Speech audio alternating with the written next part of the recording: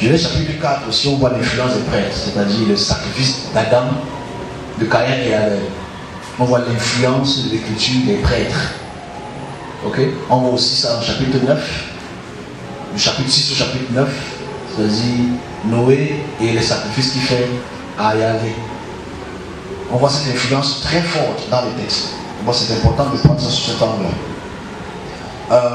Maintenant, quand on va dans Deutéronome, parce qu'il y a d'autres influences dans la Genèse, l'influence de la place de la femme, c'est l'influence sacerdotale aussi. C'est-à-dire que les femmes sont toujours en arrière.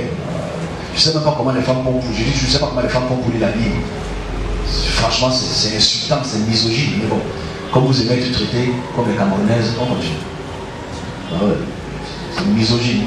Mais bon, on continue. Donc, l'influence des prêtres est très très forte dans les textes sacerdotaux. On réalise cela même dans les textes de Moïse. C'est-à-dire quand on voit Moïse venir vers la flamme, qu'est-ce que l'ange où il y avait dit? Parce qu'en fait, ça varie entre l'ange et Yahvé.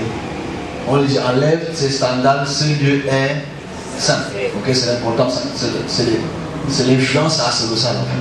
C'est-à-dire, quand tu viens près de la divinité, tu dois être sanctifié. On voit cela beaucoup dans les textes, et en plus, comme dans Lévitique et tout le reste, on appelle ça l'influence sacerdotale. Alors, c'est important donc de comprendre pourquoi les textes ont été modifiés, pas falsifiés, modifiés, parce que c'est le même but qui continue. À partir du 6e, c'est parce qu'en fait, après la déportation du peuple dit d'Israël ou judéen, on voit l'influence des prêtres un peu plus dans les textes. Quand tu prends la peine de voir Jérémie et Ézéchiel, tu vois que c'est plus des prêtres que des prophètes, entre guillemets. Ils prônent beaucoup plus de sacrifices, ils prônent beaucoup plus de la purification, parce que ce sont des prêtres. Un prêtre est là pour sanctifier la population selon la divinité.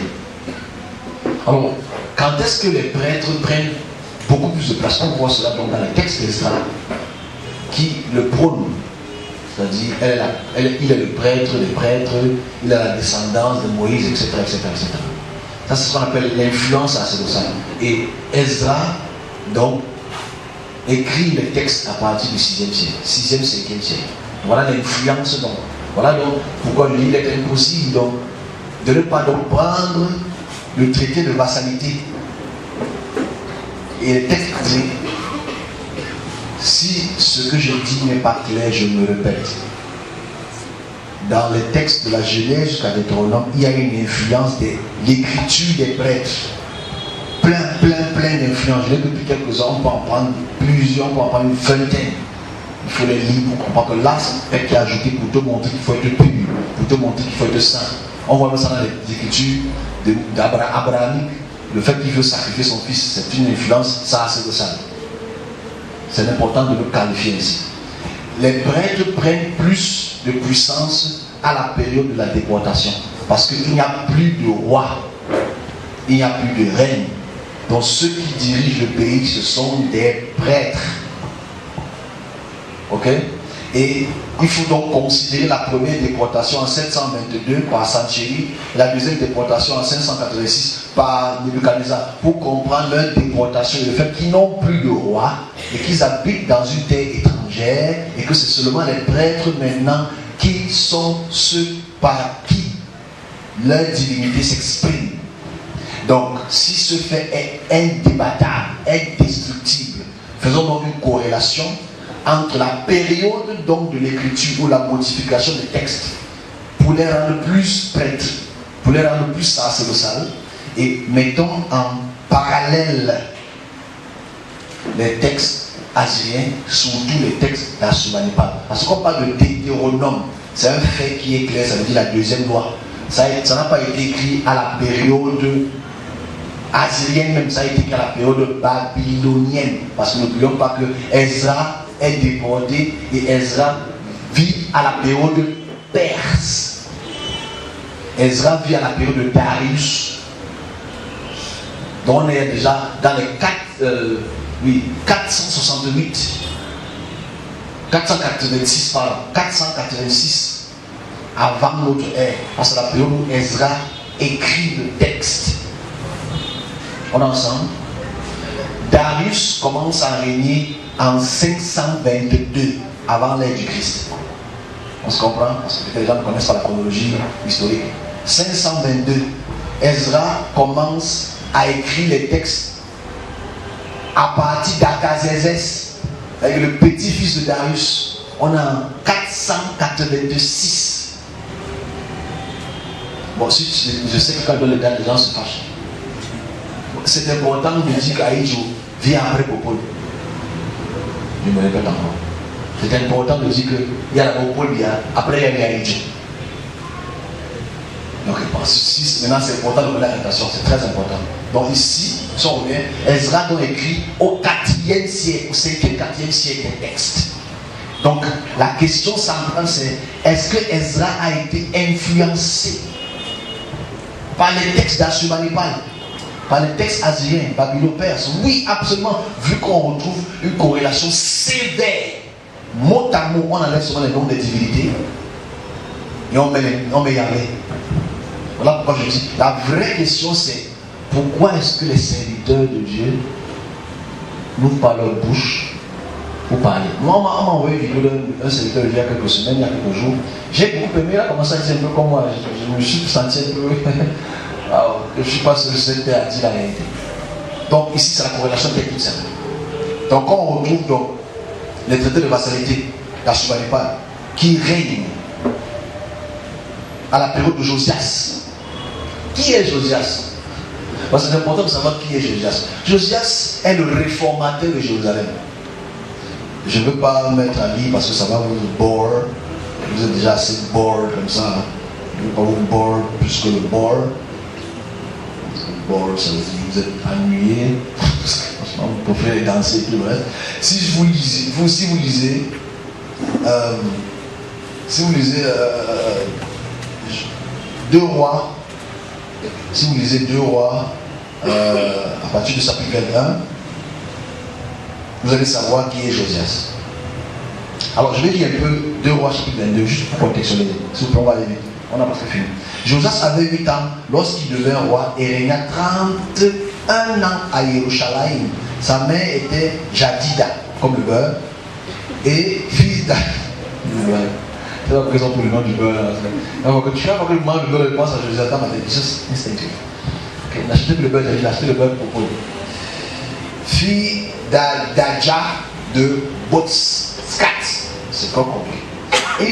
Écoutez, c'est intéressant. Il fit ce qui est droit aux yeux de l'Éternel. Quand tu vois l'Éternel, c'est Yahvé. Il fit ce qui est droit de Yahvé et marcha dans toutes les voies de David, son père. Bon, déjà, David, c'est pas son père. David, c'est son arrêt, grand. Entre guillemets, grand-parent. Mais on pense comme ça. C'est celui qui écrit le texte ici. Il faut dire que les textes de 2 rois, 1 roi et 2 rois, sont écrits à la période perse. C'est pas un débat, c'est un fait. Ok? On continue.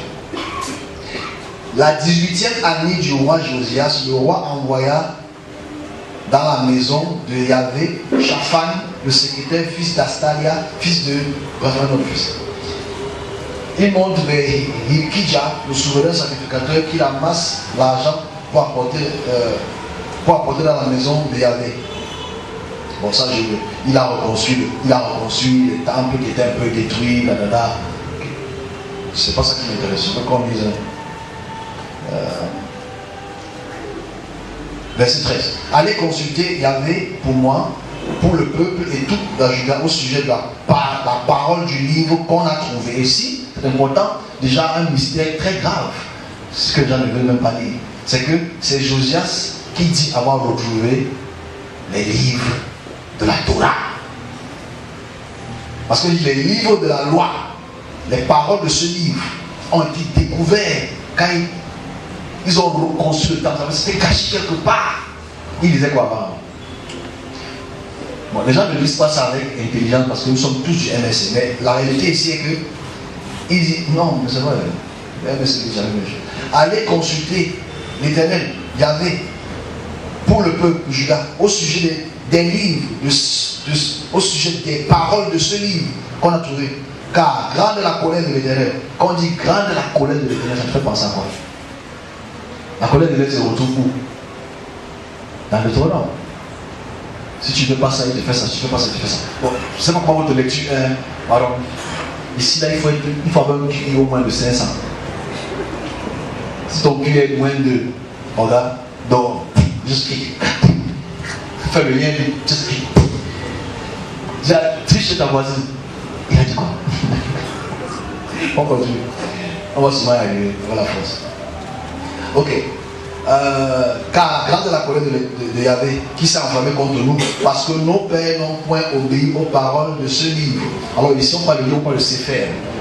On parle de rouleau, c'est pas un livre, un livre. Car ils n'ont point mis en pratique tout ce qui est prescrit. Donc ici, Père a dit ce qu'il a lu. Ok? C'est-à-dire, Deutéronome chapitre 1 dit quoi? Si tu obéis à tout ce qui est prescrit, voilà ce qui va arriver à cela. Donc c'est ça qui démontre que c'est Deutéronome qui lit. On se comprend? Mais est-ce que Deutéronome était déjà écrit? C'est la vraie question. Si oui, elle correspondait à quoi? Voilà, on continue. C'est pas ça qui m'intéresse. Verset 7. C'est une prophétie bizarrement ici, même si on écrit ça en période perse. Mais ici, et cette période-ci, le roi de Babylone s'appelle Polassar. C'est pas encore Nebuchadnezzar. Ok? Et Nebuchadnezzar n'est même pas encore né, au sens plus du terme. Ok? Enfin, il est encore un petit bébé. On continue. Je vais faire venir les malheurs sur ce lieu, Jérusalem. Ok? Sur ses habitants, selon toutes les paroles du livre qu'on a lu. Le roi de Juda. Et qu'en fait, c'est bien le malheur qui va arriver à Jérusalem. Assurbanipal est là, hein? Là, c'est la période d'Assurbanipal, ok? C'est en fait, celui qui écrit ça, c'est la défaite qu'ils ont déjà eu. Mais moi, c'est pas ça qui m'intéresse. On va en continuer. C'est trop fort. Très sage. Parce qu'ils m'ont abandonné et qu'ils ont offert des parfums à d'autres dieux afin de mériter pour tous les ouvrages. Mais quand tu prends la peine de voir les rois avant, il y avait Ézéchias. Il y avait de très bons rois. Parce que n'oublions pas que les rois de Juda ont fait ce qui est bien devant Yahvé. Mais pourquoi ils se fâchent alors qu'ils ont bien fait devant Yahvé? Bon, ça c'est encore une autre question qu'on ne va pas se poser parce qu'on n'aura pas de réponse. Parce que même Manassé, qu'on a dit qu'il a fait du mal, il s'est repenti. Et Dieu lui a donné encore un temps de vie. Voilà pourquoi on appelle ça l'anachronisme sévère ici. Mais vous direz au roi Juda, qui vous a envoyé pour consulter Yahvé, ainsi par Yahvé, le Dieu d'Israël, au sujet des paroles que tu as entendues. Déjà, Israël n'existe plus. Si vous voyez qu'à cette période-ci, Israël est détruit. Nous sommes en 629 ici. Israël est détruit 100 ans avant. Ok? Israël a été détruit en 722. Souffrez les gars. Tapez les voisins s'ils veulent dormir. Boxe un peu. On a fini. On a encore 15 minutes. Parce que ton cœur a été touché, parce que tu étais humilié devant Yahvé, en attendant que ces paroles prononcées contre lui et contre ses habitants, qui seront objets de pouvoir et de malédiction, parce que tu as déchiré tes vêtements, Bon, il a pleuré, il a déchiré ses vêtements, le pauvre. Bon, je vais lire. Ok, 1 roi 23, 2 rois 23. Je vais lire. Il a abattu, il a refait plein de choses selon ce qu'on dit. Il rebâtit la maison, etc. Je vais lire juste la conclusion de tout ce qu'il a fait. Ok, c'est le. Déjà, suit encore disparaître toutes les maisons de il a fait tout disparaître, mais selon ce qu'on dit, mais c'était toujours là. Disparaître les vocaires, les esprits. Je donne ma face. La vraie question qu'on doit se poser, c'est s'il a fait tout ça, pourquoi est-ce que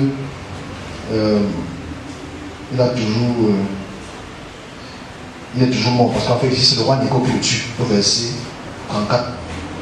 33-34. Je vais seulement lire la conclusion de ce que M. Josias a fait. Il baisa le statut. Josias s'étant tourné vers le sceptique. Josias fit disparaître. Il immola sur tout l'autel tous les prêtres, les hauts lieux. C'est-à-dire qu'il a tué tous les prêtres, mais c'est pas mauvais de tuer tous les prêtres. Il brûla les ossements d'hommes il a tué les hommes. Puis il retourna à Jérusalem. Le roi donna cet ordre à tout le peuple: célébrer la Pâque à Péchard, à l'honneur de l'Éternel votre Dieu, comme il est écrit dans le livre de l'Alliance. Le livre de l'Alliance, c'est Deutéronome toujours. À aucune Pâque pareille, celle-ci n'avait été célébrée depuis le temps des juges jusqu'à Israël, et pendant tous ces jours des rois et les jours de Juda. Si tu compares ça avec 1 Chronique et ce que Salomon a fait, Salomon a fait plus que lui-même. C'est pas grave. Ce fut 18 années du roi Josias qu'on célèbre cette Pâque en l'honneur de Yahvé à Jérusalem. Josias fit disparaître ceux qui invoquaient les esprits de ceux qui prédisaient l'avenir, etc., etc. 25, c'est ça qu'on conclut. 2 Rois 23, chapitre, verset 25. Avant Josias, il n'y eut point de roi comme lui. Revint à Yahvé de tout son cœur, de toute son âme, de toutes ses forces. Et je recommence encore parce que je veux que vous puissiez faire la corrélation. Je relis encore 2 Rois 23, verset 25.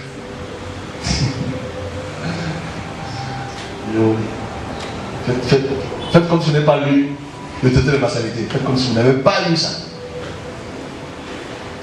2 Rois 23, chapitre 23, c'est que j'ai oublié les choses là. Verset 25. Avant Josias, il n'y eut point de roi qui, comme lui, revint à Yahvé de tout son cœur, de toute son âme, de toutes ses forces, selon toutes les lois que Moïse lui a après lui. Il n'en a point paru de semblable. Avant lui, il n'y avait personne, même David.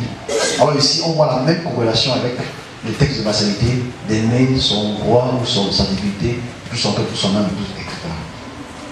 C'est important de prendre Josias parce que Josias meurt, parce que le roi Nakao II de l'Égypte le tue. Maintenant, pourquoi on le tue? Après on dit qu'il a désobéi. Pourtant, il était le favori de Dieu. Non. C'est ça la Bible. Ici, le plus important, c'est de faire le lien avec les textes aséens, l'écriture, et de se dire, Josias, à la période de Josias, est dominé par Assurbanipal, les rois aséens. Donc les textes sont absolument influencés. Dans le texte de Deutéronome, eux qui sont en souci, eux qui sont vassalisés, parce qu'ici, ils sont vassalisés. C'est un vassal. N'oublions pas que. Qu'est-ce que le roi Assurbanipal a dit? Que moi je domine tout ça. Et comment on peut savoir qu'il a dominé? On peut dire non, c'est faux ou non. On réalise la domination à travers la culture que tu transmets. Il a transmis sa culture théologique, il a transmis sa culture des lois législatives, etc. etc. Voilà pourquoi je dis les textes de la vassalité sont absolument identiques au texte de Deutéronome. Voilà la vraie question maintenant, avant qu'on ne passe à un sujet qui fait mal aux dames, c'est qu'est-ce qu'on fait donc du christianisme qui prêche les traités de vassalité depuis près de 2000 ans? C'est la vraie question. Parce qu'on parle d'amour là, on dit Jésus amour, il a prêché l'amour. Mais Assurbanipal a prêché l'amour. Que tu dois l'aimer lui et lui seul. Parce qu'en fait, les chrétiens, je les comprends, chacun a le droit de croire en ce qu'il veut croire. Mais on ne peut pas les faire. Parce que ce que Jésus-Christ dit, ce que Moïse a dit, entre guillemets dit, ne sont que dans les traités de vassalité. Alors il y a un petit texte, après je m'arrête là. Il y a un petit texte que j'ai mis, juste pour que vous puissiez lire. C'est très important. Après on va clôturer. On a fait ça la semaine passée, je sais que vous puissiez lire. Et franchement, si vous avez un voisin, si moi j'aurais lu cette conclusion-ci il y a une dizaine d'années, quinzaine d'années, une vingtaine d'années, ou une cinquantaine d'années, je ne serais jamais chrétien. Je pense qu'on nous a beaucoup caché la réalité et que le pouvoir du monde nous incite à la vérité. Et ce que je dis là, c'est un petit groupe, vous êtes perdus. Vous êtes perdus. J'ai mis sur les 4-5 dernières pages un texte qui est très important. Franchement, je souhaiterais que vous puissiez acheter ces revues-ci, donner ça à vos voisins, que lis seulement. Chef, lis seulement. C'est important pour l'humanité de vulgariser ce que je disais, il faut qu'on vulgarise ça. Si ce n'est pas vulgarisé, on échoue la mission. Parce qu'en fait, ce rapport-ci, après que le Code d'Hammurabi a été découvert dans les fins années 19e siècle, voilà le rapport d'un assyriologue, égyptologue. Moi, quand je donnais ce rapport il y a l'année passée, je croyais que j'étais... J'ai compris que ton intelligence est comme l'intelligence de tous les autres. Enfin, ceux qui sont au ciel, pas si belle que ça. Alors ce texte est un rapport, comme vous pouvez lire, du 20 octobre 1910. Très important. S'il vous plaît, c'est là où... Si vous n'avez pas trouvé ça, vous levez le bras, je vais vous montrer. Ça, à partir de la page du milieu, à votre droite. Voilà, c'est bien. C'est écrit le 20 octobre 1910. L'attention sur les graines et de Trésidier, dans lesquelles j'ai cru voir l'indication des pierres limitées et des triples guides, 5 mois après, tout signifiant peut-être toute autre chose qu'on n'a pas su m'expliquer sur place. Mais ce qui est absolument positif, c'est qu'aux alentours du territoire en question vinrent se regrouper des sépulcres et d'autres monuments dont je me propose de démontrer le rapport, la triade d'Arzon. Ici, il y a Marie. Mon mari, c'est une région de l'Irak. Il a découvert le Code d'Hammurabi, il a découvert les lieux d'Assurbanipal, les tableaux de cuneiforme. Et ici, il veut absolument faire son rapport. Parce que lui, il est cuneiforme. Mais pourquoi cette chose-ci? Qu'est-ce qu'il faut faire dans l'histoire? Vous ne pouvez pas imaginer à quel point, si vous lisez ceci, ça va toucher le cerveau. Ça devrait toucher le cerveau. Je vais lire l'introduction. Mais je vous laisser lire à la maison. Prenez le temps de lire. Ici, les écrits sont petits. Tu prends la loupe, tu regardes. La stèle de diorite sur laquelle est gravée la loi Hammurabi, roi de Babylone, fondateur de la dynastie qui régnait 2000 ans environ avant notre ère et qui est actuellement au Louvre, a trouvé par M. de Morgan en 2 parties à Sousse, où elle avait dû être transportée comme le trophée de victoire d'un temple de Sipar dans la capacité par le roi élamite Shutruk Nahouté vers 1220 avant l'ère du Christ. Ici, c'est une introduction. Il introduit juste ses découvertes. Mais ce qui est bizarre, c'est que quand on découvre la terre ronde, ça n'occupe que les gens qui aiment comme ça. Je vais lire le deuxième paragraphe. M. Philippe a fait justement remarquer que si l'on accepte la Chine, c'est le code le plus ancien que l'antiquité grecque, sémitique, égyptienne et indo-européenne nous a légué. Donc ici, son constat, en 1910, il dit que le code qu'il a devant lui, c'est le code qui dépasse tous les... en termes de périodicité. C'est un code qui dépasse les autres codes en termes de périodicité. En effet, la loi sous les 12 tablettes dont on n'a d'ailleurs que les fragments et qui est sur nombreux points ressemblance avec le Code d'Hammurabi, ne remonte qu'à 500 ans avant notre ère. Tu vois, en fait, c'est ce que je disais avec le Code d'Assurbanipal. Nous avons trouvé les traités d'Assurbanipal. On ensemble, s'il vous plaît, soyez patients dans cette lecture-ci. Nous ne mourrons pas bêtes. Franchement, il faut. Les gens qui m'écoutent, prends le cerveau, remets en place. Parce que dès que tu déposes le cerveau sur la table et que tu veux commencer à danser, tu as perdu. Et je suis fâché contre ceux Je suis fâché contre le Louvre. Qui suis-je? Je suis fâché contre cette personne. Mais ils ont écrit, ils ont déposé leur manuscrit. Ils ont déposé ça pour que tout le monde lise. Et pourquoi on ne lit pas? C'est que l'Afrique n'est pas chrétienne. Il dit que si les prêtres, si eux aussi venaient avant les prêtres, c'est que l'Afrique n'est pas chrétienne. Je vais expliquer pourquoi je le dis. Je vais aller rapidement. Ce que je raconte là, ça ne sert à rien. Mais on parle. Ok? Ne remonte qu'à 500 avant notre ère. L'attribution à Lyurgue, à la loi de Sparte. Parce que lui, il compare toutes les lois. Il a pris toutes les lois européennes, indo-européennes, grecques. Il a mélangé tout. Il a fait une synthèse. Les synthèses que je fais depuis l'année passée, là, il nous a fait une synthèse. Parce que lui, maintenant, il a un œil plus aguerri que moi.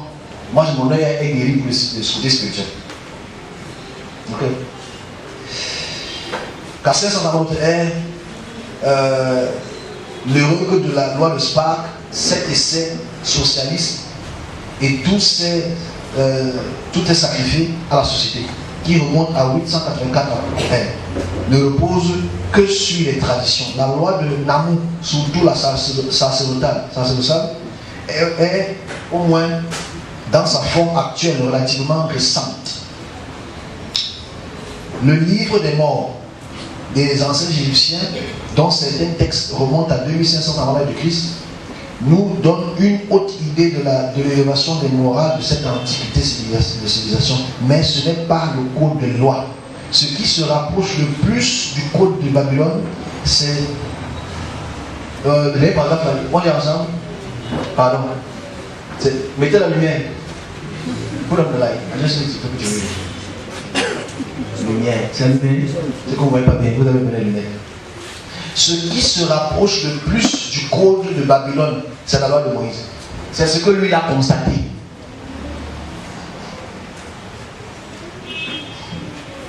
Bon, quand moi je le dis, je suis fou. Mais quand un archéologue, asyrologue, égyptologue le dit, il peut avoir raison. Bon, je peux mettre sa thèse devant nous. Mais on va voir. Ce qui se rapproche le plus du code de Babylone, c'est la loi de Moïse, que l'on fait remonter à 1400 ans. Et si lui croit encore que, lui, dans son expertise, il y a 114 ans, lui croit encore que Moïse a vraiment existé il y a 14 au 14e siècle. On est ensemble? Il n'est pas entré dans la philologie que moi j'entre. Très important. On continue.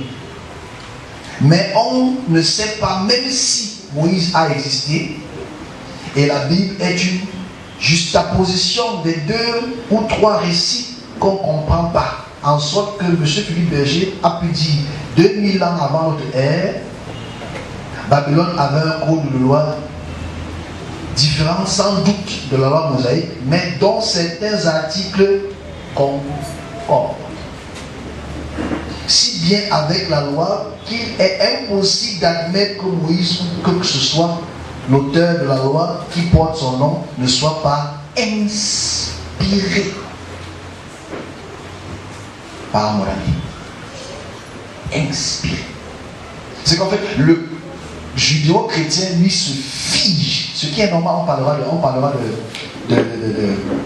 de l'influence du 4e siècle, c'est-à-dire ceux qui vivent dans les casernes, qu'on appelle les moines. On parlera un peu des moines tout à l'heure. Comme pour toutes les législations antiques qui se succèdent, parce que je mens. Non, je mens, je suis inspiré par El Diablo, 3 comptes, Hellboy. Ce n'est pas Hellboy, c'est pas grave. C'est un homme qui est tout rouge, avec une corne centrique, au taureau. Mais il faut lire ce qu'on dit, il faut lire. Je vous ai donné cette découverte. Le monde n'est pas au courant de ça. Mais ça existe depuis 114 ans. Ça veut dire que nos grands-pères spirituels dans les églises de réveil, s'ils auraient lu ça, ils ne seraient pas entrés dans le christianisme. Je recommence encore. Parce qu'en fait, Jésus-Christ, le juif de Galilée, n'invente rien. Jésus-Christ de Galilée continue seulement ce que les lois de Moïse disent. Il ne dit rien, il ne fait rien de spécial. Quand tu dis amour là, l'amour est dans les textes de la Genèse. L'amour est dans les textes de Lévitique, comme je l'ai dit la semaine passée. Et il prend ça d'où? Et moi je suis fâché parce que je me dis, le christianisme et ses lobbies financiers nous donnent cette vérité. Nous donnent cette vérité. Nous donnent cette vérité. Et cette vérité devient vérité. On peut dire que le pouvoir, c'est la vérité. Et la vérité, c'est le pouvoir. Celui qui a le pouvoir, la vérité. Celui qui a la vérité, a le pouvoir. Bon, qu'est-ce qu'on fait des faits? Parce que maintenant, tu vas t'asseoir avec un serviteur de Dieu qui a la cravate, qui a une Lamborghini fantôme. Ok? Fantôme, Ghost, Holy Ghost. Une Lamborghini fantôme blanche. Bon, c'est important de le dire. Bon, il y a une Lamborghini fantôme, c'est une coupe de voiture, très chère, mais blanche. Mais qu'on appelle ça le fantôme blanc. Donc, Holy Ghost. Bref. Il va venir te discuter, tu ne peux pas comprendre, tu n'as pas les révélations. Pourtant, les textes sont clairs et leurs corrélations sont claires. Il faudrait donc que ces textes-ci soient vulgarisés. Parce que les gens ne savent même pas comment c'est le cuniforme. Ils ne savent pas. Ils savent le cuniforme d'abord c'est quoi. Les gens ne savent pas qu'on a découvert ce cours-ci là. On découvert, c'est pas le bon mot. Redécouvert ce cours parce qu'il existait bien avant toi. Elle a dominé le peuple pendant près de 2000 ans. Parce que si on essaie de voir, le code d'Hammurabi domine encore aujourd'hui. Même dans notre législation. Lisez ce texte-ci, mes amis. Ceux qui veulent ça par PDF, je vous envoie ça. C'est la lecture, elle est gratuite. Ça nourrit le cerveau. Et de là, tu dois te poser des vraies questions qu'on s'est posées la semaine passée. Est-ce que le Créateur peut accepter qu'un homme vende sa fille comme esclave? Non, Dieu a changé, mais il est le même. Est-ce que Dieu peut le commander qu'on tue tout un village parce que telle et telle personne est fâchée contre toi? Bien, non, il a changé. Il est amour, mais il tue. Vous avez vu ce que Joseph fera au chapitre 23? Il a tué tous les prêtres, les brûlés à l'autel. C'est écrit noir sur bleu. Non, si tu peux pas comprendre. Non, il faut toujours trouver une raison apotropaique. Il faut toujours trouver une raison. Mais qu'est-ce qu'on fait de ces faits? Je sais que la raison, la vérité, c'est celui qui a le pouvoir. Ça, c'est un fait. Mais qu'est-ce qu'on fait des faits? Aujourd'hui, les gens sont en train de prêcher Deutéronome chapitre 26, 27, 28, 4, 6. Je suis aujourd'hui que quand il prêche l'amour de Dieu, il prend Deutéronome chapitre 6, verset 3 à 7. Il prend, je sais pas, Matthieu chapitre 21, il prêche ça et il dit, voilà pour l'amour de Dieu. Tu sais que ça vient.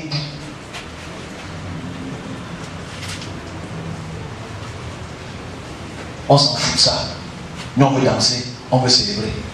Pourquoi ne pas... On veut danser, comment? On veut bouger, on veut s'acarasser. Il faut partager ce texte-ci. Il faut dire, gars, je sais que tu es chrétien, mais lis quand même. Je sais que tu es chrétien, lis quand même. Je sais que tu es musulman, c'est pas pour convertir quelqu'un, c'est pour informer. Voilà pourquoi c'est écrit jeunesse. Parce que tout le monde doit être informé de la réalité historique, historiographique, philologique. On doit être informé. Je dis que si moi je n'étais pas chrétien à ma jeunesse, je partage des questions de moi. Si j'avais lu, je ne pouvais pas être chrétien. On m'a dit non, c'est le processus, il fallait que tu passes par là. Ça, c'est votre problème. Mais je n'aurais pas pu. Je n'aurais pas pu. C'est compliqué, là, il faut la lire. Moi, je m'arrête là pour aujourd'hui. Parce que ce qui est dit ici, ce n'est qu'un condensé des lois. Il t'explique d'où ces lois viennent. Il fait la corrélation avec les lois amorabites que j'ai faites là, il y a quelques semaines que je fais depuis peut-être un ou deux. Il a fait un condensé. Et lui-même, il va même plus loin. Il prend les textes égyptiens, il colle pour que tu compares. Il prend les textes grecs, il colle pour que tu compares. Il a condensé un travail, je l'applaudis même s'il est mort. Il est remort, il est mort depuis 114 ans, il est mort depuis. Mais il a condensé cela. Oui, c'est le fils du diable, c'est sûr. C'est sûrement le fils du diable. C'est Satan qui l'a envoyé pour détourner les enfants de Dieu. Je suis sûr. Parce que c'est ce qu'on a conclu. Quand la vérité te dépasse, tu commences à chercher les problèmes. Parce que je mens. Non, je mens, je suis inspiré par El Diablo, 3 comptes. Hellboy. Si tu ne fais pas Hellboy, c'est pas grave. C'est un homme qui est tout rouge, avec une corne sans prix. Mais il faut lire ce qu'on dit. Il faut lire. Je vous ai donné cette découverte. Le monde n'est pas au courant de ça. Mais ça existe depuis 100 14 ans. Ça veut dire que nos grands-pères spirituels dans les églises de réveil, s'ils auraient lu ça, ils ne seraient pas entrés dans le christianisme. Je recommence encore. Parce qu'en fait, Jésus-Christ, le Juif de Galilée, n'invente rien. Jésus-Christ de Galilée continue seulement ce que les lois de Moïse disent. Il ne dit rien, il ne fait rien de spécial. Quand tu dis amour là, l'amour est dans les textes de la Genèse. L'amour est dans les textes de Lévitique, comme j'ai dit la semaine passée. Et il prend ça d'où? Et moi je suis fâché parce que je me dis, le christianisme et ses lobbies financiers nous donnent cette vérité. Nous donnent cette vérité. Nous donnent cette vérité. Et cette vérité devient vérité. On peut dire que le pouvoir, c'est la vérité. Et la vérité, c'est le pouvoir. Celui qui a le pouvoir, la vérité. Celui qui a la vérité, a le pouvoir. Bon, qu'est-ce qu'on fait des faits? Parce que maintenant, tu vas t'asseoir avec un serviteur de Dieu qui a la cravate, qui a une Lamborghini fantôme. Ok? Fantôme, ghost, Holy Ghost. Une Lamborghini fantôme blanche. Bon, c'est important de le dire. Bon, il y a une Lamborghini fantôme, c'est une coupe de voiture, très chère, mais blanche. Les gens appellent ça le fantôme blanc. Donc, Holy Ghost. Bref. Il va venir te discuter, tu ne peux pas comprendre, tu n'as pas les révélations. Pourtant, les textes sont clairs et leurs corrélations sont claires. Il faudrait donc que ces textes-ci soient vulgarisés. Parce que les gens ne savent même pas quoi c'est le cuniforme. Ils ne savent pas. Ils savent le cuniforme d'abord c'est quoi. Les gens ne savent pas qu'on a découvert ce cours-ci là. Donc découvert, c'est pas le bon mot. Redécouvert ce cours parce qu'il existait bien avant toi. Elle a dominé le peuple pendant près de 2000 ans. Parce que si on essaie de voir, le cours d'Hammurabi domine encore aujourd'hui. Même dans notre législation. Lisez ce texte-ci, mes amis. Ceux qui veulent ça par PDF, je vous envoie ça. C'est la lecture, elle est gratuite. Ça nourrit le cerveau. Et de là, tu dois te poser les vraies questions qu'on s'est posées la semaine passée. Est-ce que le Créateur peut accepter qu'un homme vende sa fille comme esclave? Non, Dieu a changé. Mais il est le même. Est-ce que Dieu peut le commander qu'on tue tout un village parce que telle et telle personne est fâchée contre toi? Bien, non, il a changé. Il est amour, mais il tue. Vous avez vu ce que Joseph fera au chapitre 23? Il a tué tous les prêtres, les brûlés à l'autel. C'est écrit noir sur bleu. Non, si tu peux pas comprendre. Non, il faut toujours trouver une raison apotropaique. Il faut toujours trouver une raison. Mais qu'est-ce qu'on fait de ces faits? Je sais que la raison, la vérité, c'est celui qui a le pouvoir. Ça, c'est un fait. Mais qu'est-ce qu'on fait des faits? Aujourd'hui, les gens sont en train de prêcher dans le chapitre 26, 27, 28, 4, 6. Je suis aujourd'hui que quand il prêche l'amour de Dieu, il prend Deutéronome chapitre 6, verset 3 à 7. Il prend, je ne sais pas, Matthieu chapitre 21, il prêche ça et il dit, voilà pour l'amour de Dieu. Tu sais que ça vient d'où?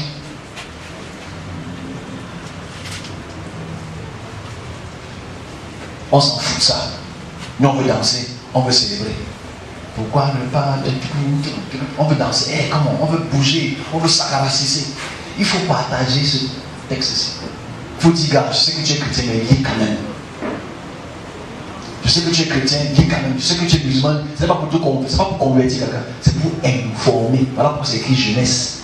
Parce que tout le monde doit être informé de la réalité historique, historiographique, philologique. On doit être informé. Je dis que si moi je n'étais pas chrétien à ma jeunesse, je partage les questions de tout le monde. Si j'avais lu, je ne pouvais pas être chrétien. On m'a dit non, c'est le processus, il fallait que tu passes par là. Ça, c'est votre problème. Mais je n'aurais pas pu. Je n'aurais pas pu. C'est compliqué, non, il faut la lire. Moi, je m'arrête là pour aujourd'hui. Parce que ce qui est dit ici, ce n'est qu'un condensé des lois. Il t'explique d'où ces lois viennent. Il fait la corrélation avec les lois hammurabites que j'ai faites là, il y a quelques semaines que je fais depuis peut-être un ou deux. Il a fait un condensé. Et lui-même, il va même plus loin. Il prend les textes égyptiens, il colle pour que tu compares. Il prend les textes grecs, il colle pour que tu compares. Il a condensé un travail, je l'applaudis même s'il est mort. Il est remort, il est mort depuis 114 ans, il est mort depuis. Mais il a condensé cela. Oui, c'est le fils du diable, c'est sûr. C'est sûrement le fils du diable. C'est Satan qui l'a envoyé pour détourner les enfants de Dieu. Je suis sûr. Parce que c'est ce qu'on a conclu. Quand la vérité te dépasse, tu commences à chercher les problèmes.